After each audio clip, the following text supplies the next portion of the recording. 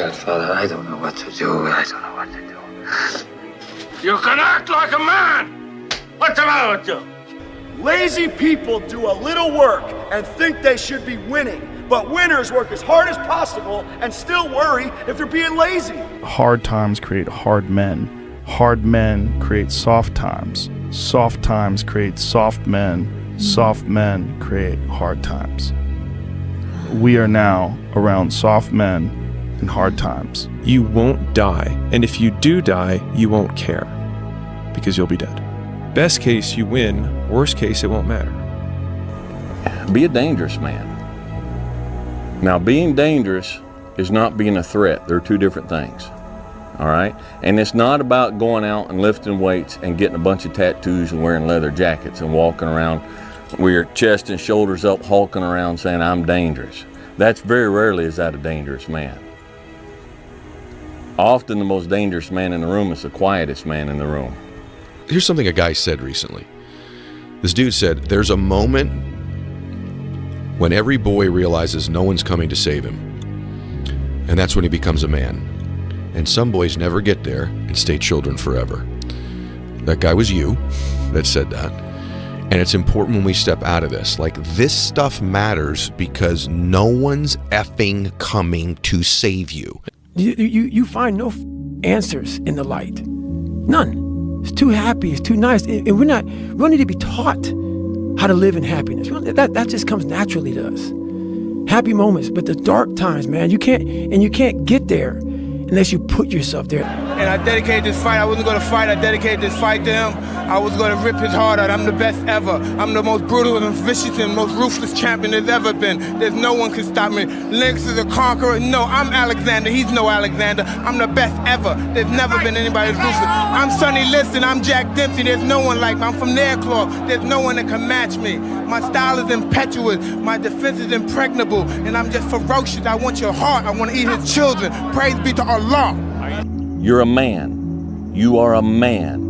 Stand up and be a man. Make the hard decisions. Make the sacrifices. Make the unpopular decisions. And become comfortable in your own skin. And if you are not a person that you are comfortable being alone with, that is the one person in this universe that you have full power, full right, and full responsibility to change. He's hooking! He's hooking! He's hooking! Damn, Ron, come on! What's the matter with you? Tomorrow. There is no tomorrow! There is no tomorrow! There is no tomorrow! When do you become a man? When you get a driver's license? Like, what do we do? You're 16, we give you a driver's license. Okay, well, wait, like, you get a job? Like, when do you become a man? You become a man when you become responsible for other people. And part of that is taking accountability. And so, like, I'm very new to this being a man thing, and I'm still not there, and I'm on a path. You're always going to need to push yourself. You're always going to need to parent yourself. So what is the net advice on this? What is the bottom line? The bottom line is no one's coming. No one. No one's coming to push you. No one's coming to tell you to turn the TV off. No one's coming to tell you to get out the door and exercise. Nobody's coming to tell you to apply for that job that you've always dreamt about. Nobody's coming to write the business plan for you. It's up to you. And because you're only ever going to do the things that you feel like doing right now or that feel good right now, unless you understand that you've got to parent yourself, you got to push yourself, you're not going to make your dreams come true. You're just not. Who teaches you to be a man? You know, but fame is a monster, you know, and we all have these ladders of battles, roads we have to walk in our given lives. Be you famous or whoever's out there listening, we all have our individual challenges. It's cliche, money don't make it better. It don't. Fame just magnifies the problems and the opportunities. I never looked at things as problems. I look at them as opportunities. Maybe that's something I can say. You know, someone, but she did this, and well, what an opportunity you have. Yeah, well, the world, you know, because they said this and CNN said that. Yeah, well, what an opportunity you have to make a difference. Because you never know who's watching. But more importantly, you shouldn't do it to be seen. You know, pray about it. Whatever it is you're committed to, fight for it. What did you say? Fear is nothing but contaminated faith. That's right. Fear is nothing but contaminated faith. I grew up in a culture that told me going to war made you a man. Going to prison and coming back makes you a man. Making $1 million makes you a man, you know, and it doesn't. And you don't know it till you've done all these things and realize, damn, I'm still a little boy. Or been around people who've been there a bunch of times. You know, I don't know nothing about being at war like Kevin, but I know a bunch of soldiers that come back and are still little boys. Can't wait to get back out. I know so many dudes can't wait to get back out, you know. Guys that we know, warriors. But even warriors don't make you a man. That's right. You know, pain is passed down from father to son and son to son. A lot of pain in Troy's life is a result of the pain and the damage from his father that he then visits on his son. We have to, as black men, be mindful of that. Sometimes it's unfair, and sometimes we take it out on those we love. And I'm guilty of that frustration that we all have. But we have a responsibility and a duty to be fathers, not to just make babies, but to be real fathers. And you can't expect any good to come to you if you don't visit any good on your son or your daughter. So, be a man. Be the guy who embraces the ugly, the miserable. Be the guy who embraces hard work, the grind. Don't be afraid of being hurt. Don't be afraid of sacrificing some blood. Sun don't fucking stop. Sun gonna be up in the morning regardless. That sun is gonna be up in the morning regardless of how I fucking feel and how depressed I am. The sun is gonna fucking shine in the morning, and at nighttime the moon gonna be there, and you gonna look up, these days gonna keep going by. So do you let the days go by and look up and you done wasted a year doing what? Or do you just pick it up? All right, gotta figure it out, made some mistakes, life goes on. Let me figure out life from this point. I'm a life goes on type of guy. Yeah. I don't care how good you are in anything, you don't have discipline, you ain't nobody. Right. You're nothing without discipline, because you give up under the slightest struggle without discipline. 100%. Discipline is doing what you hate to do, but do it like you love it. Doing what you hate to do, but do it like you love it. Do you fear anybody? No. If you're willing to fight me, we can fight, no problem. Come and try me, anyone.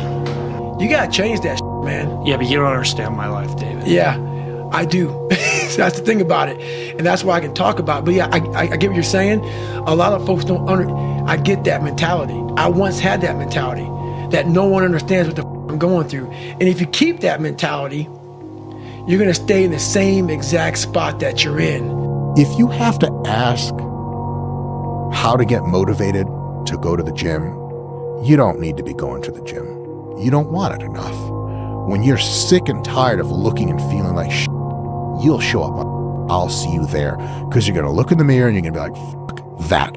You're going to want to be in the gym. It's hard when you're young to wake up in the off season at 6 a.m. to go train and work out, knowing that all your friends are sleeping in and eating pancakes. It's hard when you're on your way to practice, weighed down with all your gear, and it's 90 degrees out and all the other kids are at the pool or at the beach, and your body is already completely exhausted from workouts in 2-a-days. It's hard to throw, catch, block, and tackle, and hit kids when they're way bigger and way more developed than you, only to go home that night bruised and battered and strained, but knowing you have to show up again the next day for just the chance to try again. But understand this, life is hard. If everybody who's like at the bottom and feels like they have nothing going for them, reframe that as I have nothing going for me, which also means that I have nothing to lose by taking action, it makes you a much more dangerous person. Don't you eat every day?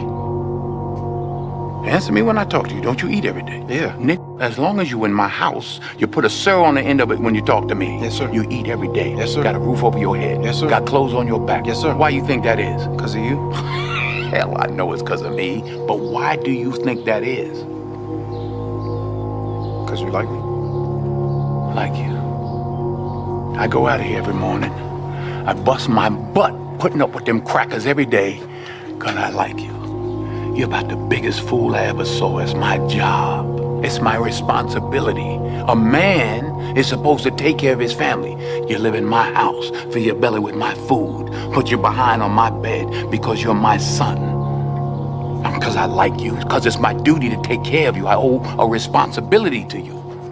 Now let's get this straight right here and now before I go along any further. I ain't got to like you. Mr. Rand don't give me my money come payday because he like me. He give it to me because he owe me. I'd say one of the strongest mental frames that has gotten me through my hardest times is thinking this will be the story that I will one day tell. And that means the harder it is, the bigger the dragon, the more epic the story, and by consequence, the more epic the hero. It's time to stay focused. It's time to decide, clubs, partying, trying to fit in and socialize, rub elbows with everybody so people can stop calling you weird.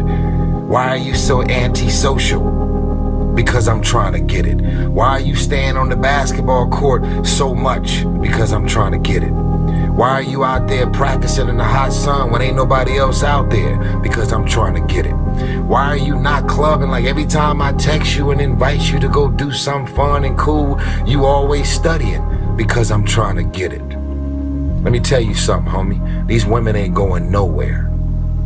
These clubs, these parties, all this ain't going nowhere. The more weird you are is a reflection of how committed you are to focusing on your molding and shaping and developing your ideas and your craft so that when it's time for you to make your rounds, you gon' fly. You don't start things and not finish them. You don't quit. There's nothing that comes out of quitting besides knowing that you didn't finish. We finish everything. You start it, finish it. If you're gonna do it to try and be the best. People think that you should be weak and you should be docile and then you should be a pacifist. He goes, no, you should be a monster. He said you should be a monster, you should be ruthlessly ambitious and then learn how to control it.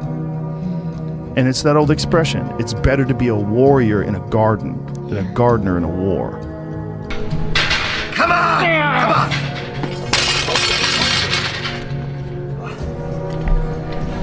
Congratulations. You achieved failure.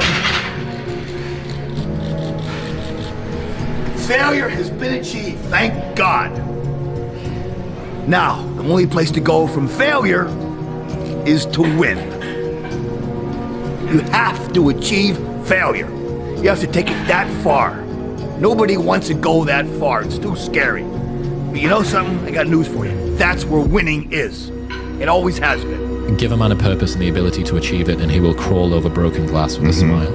And I think that feeling capable and powerful and competent and respected and admired is something that will get a man so far. You give a man those things, and he'll deal with suffering until the ends of the earth.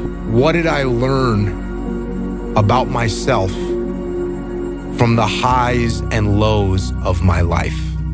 The highest point of my life and the lowest point of my life, what did I learn about myself? And I said, I learned that I don't let the highs and the lows affect me too much.